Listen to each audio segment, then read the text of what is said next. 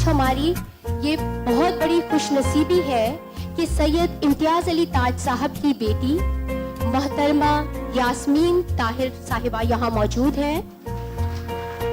उनके दामाद मोहतरम जनाब नईम ताहिर साहब और उनके नवासे मोहतरम जनाब अली ताहिर साहब मौजूद हैं।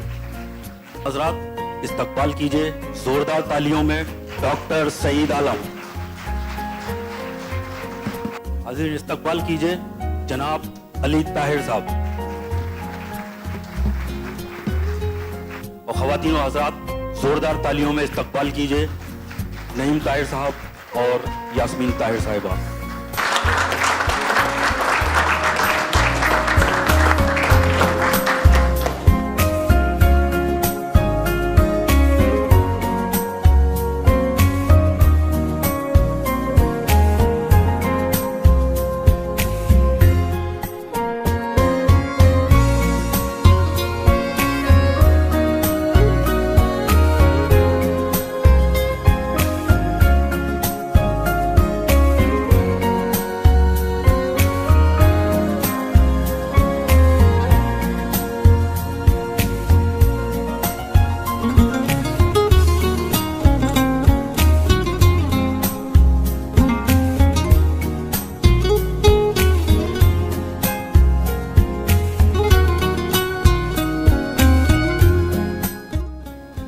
इंतकाम लिया जाएगा उससे, और शहंशाह तुमसे नहीं, अपने फर्जंद दारोगाए जिंदा को बुलाओ।